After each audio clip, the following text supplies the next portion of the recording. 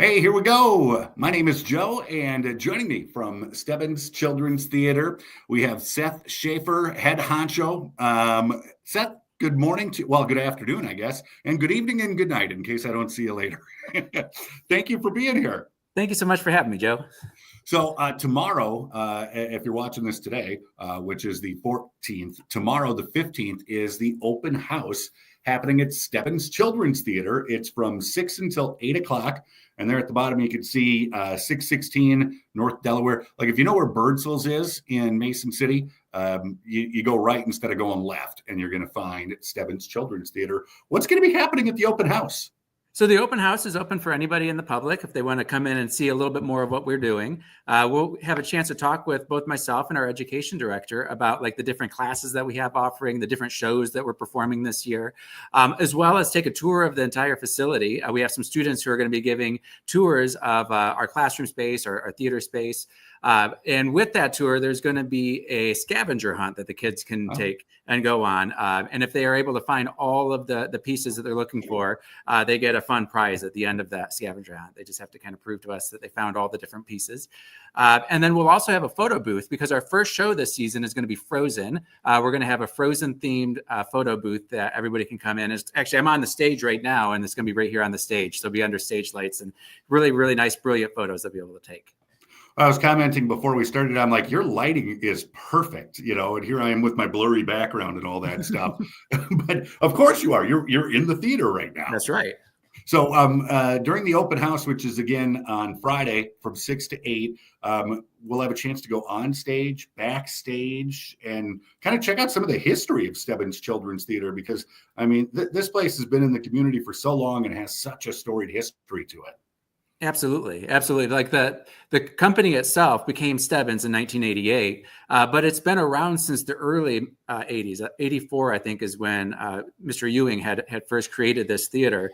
But Bertha Stebens, who is named after, actually bought this building, and then it helped us create it into this amazing theater that's here in the community. And a lot of people, I'm actually very surprised how many people I've met since moving here over a year ago that don't know what Stebens is and what it is that we do. So this open house is a great time to just come out and see what it is that we do and to be able to talk to us about it. And the cool thing about Stebens is it's for everyone. We want anybody who wants to be a theater maker, that is a student, to come and help, or any adult who wants to volunteer. We would love your help too, to be able to come in and help us make some great theater here in the community. Excellent. And how long should we plan on? Obviously, I guess people can stay from 6 to 8 if they want, but is this like a half-hour pop-in that we're talking about, or? Yeah, it's what you want to make of it. So if you have a lot of questions, if you want to really go on a deeper dive of what's going on here at the theater, you're welcome to stay and ask questions and take the tour a couple times, whatever it is that you are interested in. You can pop in for 5-10 minutes just to say hi. We welcome all for as long as you have time-wise to be able to spend with us. And I want to talk a little bit about the different classes. They're called tiers, and you've got 8 of them that you're offering now at Stebens. First up is first tier, and this is where my oldest daughter started, was first tier, and she'll be going into, I believe, 4th tier. Absolutely. If I filled out the form correctly online, fingers crossed. So yeah. Tell us a little bit about each tier, just enough to wet our whistle for tomorrow. Absolutely. Tier 1 is really like an introductory to what it is to be a performer. And it's going to be a lot more exploratory, a lot more creative drama. One of the things that we love to do in it is we'll do fairy tales, and the kids get to help act them out with pantomime and play a lot of fun games and create props and do all kinds of really just fun things that will create those skill sets that need to be a great theater maker. And as you can see with the age, like that is, you're either going to be really, really good at theater because you've been doing it for a long time, or you're really new at it. And we welcome all those to be able to grow with us to create this amazing class. So tableaus, you'll see that word up there. A tableau is basically frozen images that they're creating within the shows. So they would do these frozen pictures of what it is, like almost like a painting that the kids are acting. So it's a great chance to, maybe they're not going to be a person, maybe there'll be a prop within the scene. We've done really, really fun things with the kids with those. Tier 2, curtain call creators, a lot of alliteration there. That's right. That's right. And the cool thing about tier two is this is where we go a little bit deeper into what it means to be a performer.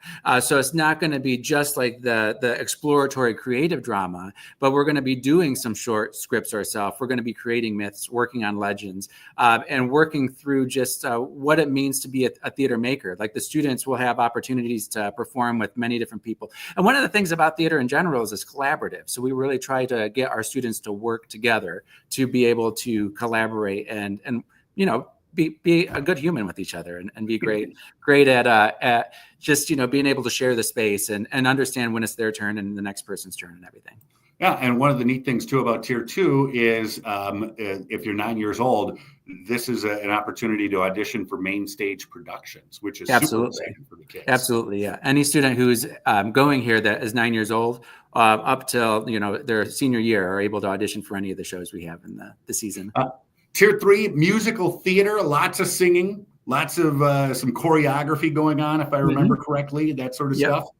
Yeah, so the students will go on deep dives. What we did last year, we'll probably do again this year, is we did a review and created like a show. So like at the end of the year, the parents will be able to come to see a little performance of theirs, doing probably about 6 different bigger musical theater pieces with like a script in between it to have the transitions happen.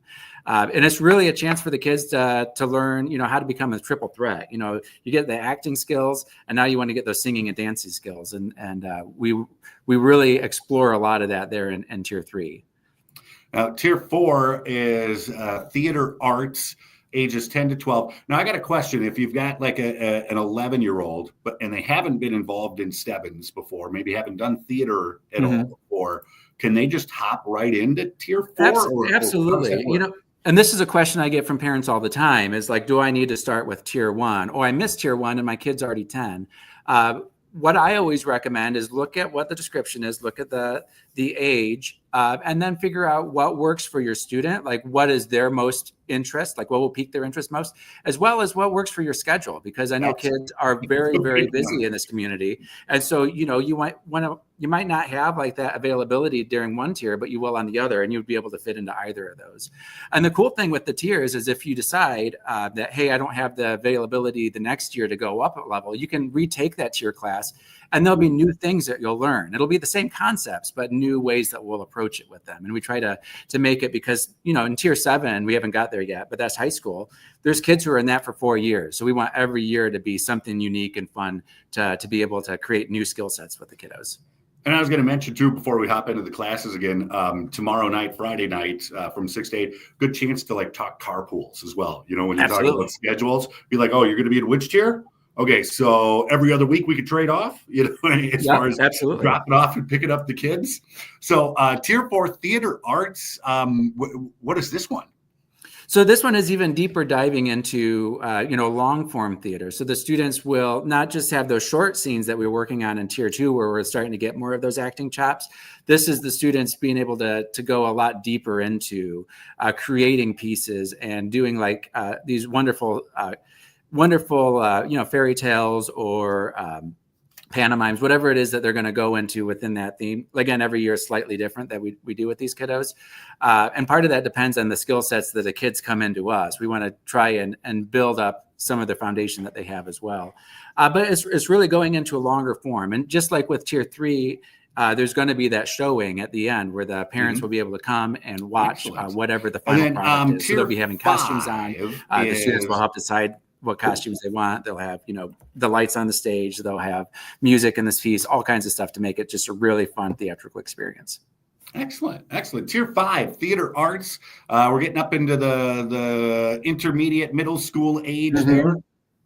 Absolutely. And, and this is a really good age for kids because I feel like, 5th, 6th graders where kids are still very, very inquisitive, but also haven't developed the ego to the point where they will push back at things. And so this is a chance for us to really, really dive deep with these kids and push them in ways that are like, hey, let's see where your comfort zone is and see how we can kind of break out of it. Because as an actor, like, I always say there's no such thing as like that personal bubble and everything when you're on stage. So we want to figure out like, where are our limitations and like, how do we kind of push ourselves in it? What are the characters we're used to playing that are kind of like our stock characters?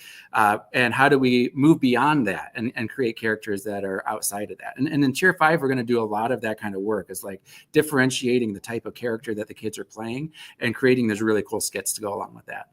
Yeah, it makes me think of what is the guy's name? He was in Encino Man, and then he was in The Whale. Brendan. Fraser. There it is. Yeah. Where it's like, well, he's the comedy actor guy. That's right. That's what he does. Is he does comedy, and then all of a sudden he's doing dramas, and everybody's like, "Dude, you're so good at that." That's kind of what you're learning. Is like, let's see what happens. Absolutely. And I think that, Pauly Shore from that movie, example of somebody who always played the same character, no matter what he was in. I've never seen him be anybody but Pauly Shore. And so if he was in this class, we'd be trying to push him outside of that comfort zone of what the Pauly Shore character is into being something new and different. For anybody that was alive in the 90s, stop pleasing the juice, Pauly. We need you to do something different. So, all right, Tier 6, we're talking 7th and 8th graders. What happens here? So we're really going to do a deeper dive in like just, theater history with this as well. So it's not going to just be looking at like, hey, skits that we create or like fairy tales and our modern scripts. It's going to be going into a bit more history. So we'll talk a bit more about like, Commedia dell'arte, or we'll talk about Shakespeare. We'll talk, just about like a lot of the, the Greek theater, and try and create really fun pieces for the students to be able to explore what that means and create like these short plays and these group skits for them to be able to work on together within those specific types of scenes. We do what's called adjudication, which you'll see there on the slide. Adjudication is where we have a small panel of judges and the students get to perform a piece and see how they kind of fare against each other. And the cool thing about adjudication night is every year in our yearly award ceremony that we have, our annual award ceremony, the students who get the highest honors there at the adjudication night actually get a trophy, which is pretty cool. Very neat. And I like the part too here where leadership and directing group skits. So, we started our conversation talking about having kids learning to interact with each other and be nice. And like, here's a chance for you to be the responsible one. Like, absolutely. I'm telling you how this is going to go down. So that's absolutely. Forgive me here, Seth. If people have questions about how to get signed up for classes, StebensCT.com is the website to go to, Facebook, all the stuff, or, step out at the open house on that. So, yeah. Absolutely. I was going to say that's the great thing about theater in general is like we're helping the students not just have skills on the stage, but life skills. Like we want them to be able to be great speakers in front of people. We want them to be leaders of our community. And a lot of the skill sets that we're teaching them here in our classes are things that can translate into whatever they want to go into when they grow up.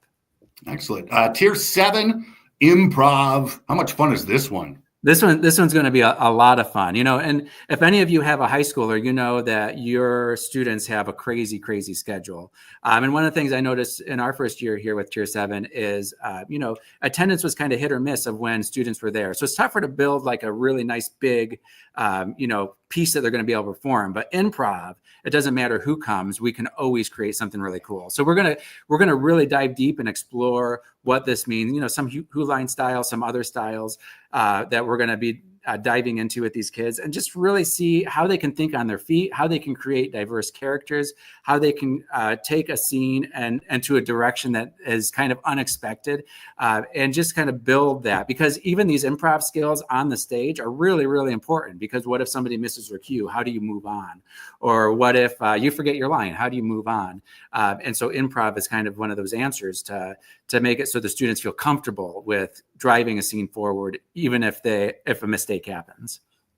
And it's such a cool skill to find out. I wouldn't say to see as an audience member, but to find out about afterwards. Absolutely. My oldest daughter be in the play, she'll be like, "Oh my goodness, did you see when this happened?" And I'm like, "I have no idea what you're talking about. Like everything was so smooth on stage. Well, this was supposed to happen, and then it didn't, and then they said this, and then I said that, and then I'm like, well, it looked well rehearsed, whatever. Absolutely.